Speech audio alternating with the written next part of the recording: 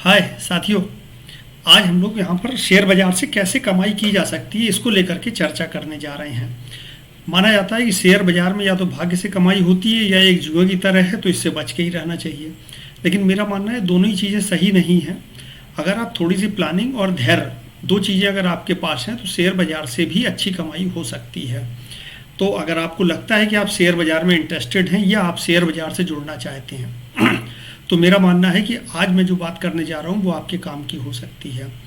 आपने बहुत लोगों से सुना होगा स्टॉक शिप, जैसे म्यूचुअल फंड में शिप होता है, यानी हर महीने कुछ कुछ खरीदारी करना। और जैसे बैंक में आरडी या होती है या पोस्ट ऑफिस में आरडी होती है कि थोड़ा थोड़ा पैसा लगाते हैं, बाद में वो ढेर सारा हो जाता है।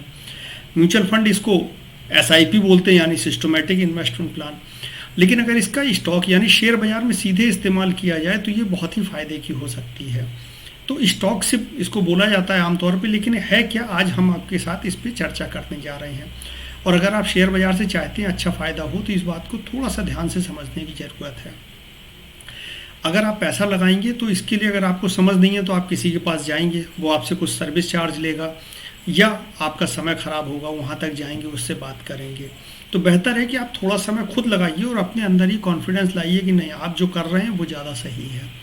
तो इसके लिए आप देश की जो बड़ी कंपनियां हैं, जैसे रिलायंस है, टीसीएस है, इन्फोसिस है, एसबीआई है, इस तरह की जो बड़ी कंपनियां हैं, आप इनका नाम पहले सिलेक्ट कर लीजिए, एक या दो कंपनी का। गूगल पे जाइए, आपको पूरा डेटा मिल जाएगा। आप इनका एक काम करिए, आप महीने की कोई भी एक तारीख तय कर लीजिए। महीने की तारीख से मतलब है कि जिससे कि दिन फिक्स रहे। मान लीजिए आप अक्टूबर में लेते हैं और आज 4 है, तो आज शेयर बाजार बंद है, तो बेहतर है कि या तो 1 अक्टूबर ले लीजिए, या बाजार खुला था तो 1 अक्टूबर की आप तारीख ले लीजिए। 1 अक्टूबर को कोई भी शेयर, मान लीजिए रिलायंस या टीसीएस में से आप किसी को ले रहे हैं या दोनों को ले रहे हैं, इसका जो भी रेट रहा हो आप सीधे जाके सर्च करिए, या आप एनएसई या बीएसई यानी नेशनल स्टॉक एक्सचेंज या मुंबई शेयर बाजार में आप जाइए, तो वहाँ भी आपको ये पूरा डेटा उपलब्ध हो जाएगा। यहाँ पर आप कितने भी साल पुराना डेटा डे वाइज देख सकते हैं, यानी तारीख डाल के देख सकते हैं कि उस दिन ये शेयर किस रेट पर खुला था, इसका ऊपरी स्तर क्या था, इसका निचला स्तर क्या था और इसकी क्लोजिंग का रेट क्या था। तो आप क्लोजिंग वाला रेट उठाइए हर जगह से। तो अगर आप 1 अक्टूबर ले रहे हैं तो 1 अक्टूबर को बाई चांस आप रिलायंस पे ले रहे हैं, तो रिलायंस का देखिए 1 अक्टूबर को क्या था क्लोजिंग रेट। अब इसी तरह आप 1 सितंबर को जाइए, अगर 1 सितंबर को सैटरडे संडे या कोई छुट्टी का दिन हो तो एक दिन आगे या पीछे कर लीजिए उस दिन का रेट। इस तरह से आप मिनिमम पिछले 12 महीने जाइए पीछे। ये शेयर बाजार चलता हुआ बाजार था, यानी ऊपर जा रहा था बाजार। तो स्टॉक सिर्फ चढ़ते हुए बाजार और गिरते हुए बाजार दोनों में कैसे फ़ायदा होती है, ये मैं अब आपको समझाने जा रहा हूँ। जब आप एक एक करके पिछले 12 महीने में जाएंगे तो आपके पास कितने शेयर हो जाएंगे, 12 शेयर हो जाएंगे, और उन 12 शेयर की कोई एक कीमत होगी जो आपने जोड़ के निकाल ली होगी। इसको 12 से डिवाइड कर दीजिए, तो ये जो शेयर है जो 1 अक्टूबर को रिलायंस की क्लोजिंग रेट था उससे काफ़ी कम निकलेगा, क्योंकि आपने पिछले गिरे हुए रेट पर भी या नीचे के रेट पर भी शेयर की खरीद की होगी, या उसका रेट नीचे भी रहा था। तो ऐसे में क्या होगा, आप अगर आज देखेंगे 1 साल बाद, तो आपने जो पैसा लगाया है उससे अच्छा खासा प्रॉफिट है। अब ये शेयर बाजार क्योंकि यहाँ पर आ चुका है जहाँ से माना जा रहा है इसमें गिरावट आ सकती है, लेकिन शेयर बाजार में आज तक कोई नहीं समझ पाया ये कब ऊपर जाता है कब गिरावट आती है। जब इस देश में महामारी का दौर चल रहा था, सबको लग रहा था गिरावट आएगी, चारों तरफ कंपनियां खराब प्रदर्शन कर रही थी, अच्छा काम नहीं हो पा रहा था, उस वक्त शेयर बाजार बिल्कुल ऊपर था। अब जब लग रहा है कि सब कुछ खुल रहा है, सारे लॉकडाउन खत्म हो रहे हैं, तो शेयर बाजार इतना ऊपर आ चुका है कि सबको लग रहा है इसमें गिरावट आएगी। हालांकि आएगी या नहीं आएगी किसी को नहीं पता है।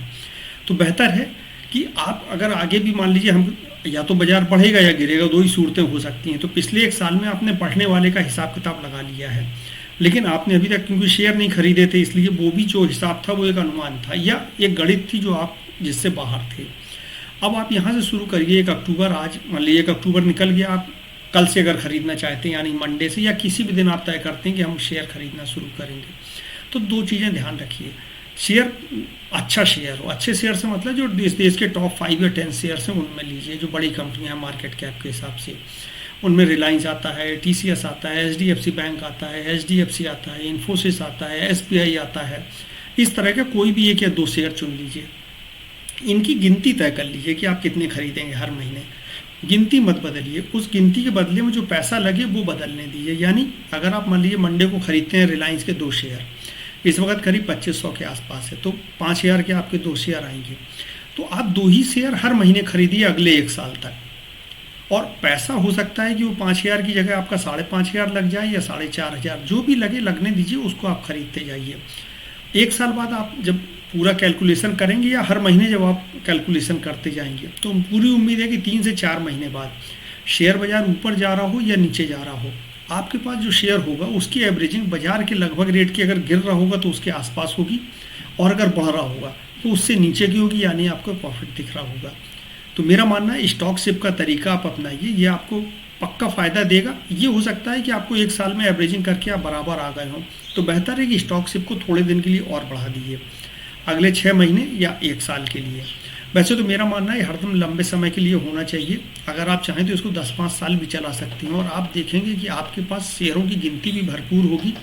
जैसे अगर आप 1 शेयर हर महीने खरीदते जाइए रिलायंस का, या 2 शेयर आप खरीदते हैं, तो 1 साल में आपने 24 खरीदे, और अगर आप 10 साल तक ये चलाते रहते हैं 240 शेयर, और 10 साल में रिलायंस कम से कम 4 गुना हो चुका है, तो आपके पास जो खरीद के रेट होगा उससे करीब करीब आप 3 से 4 गुने फ़ायदे में आ जाएंगे।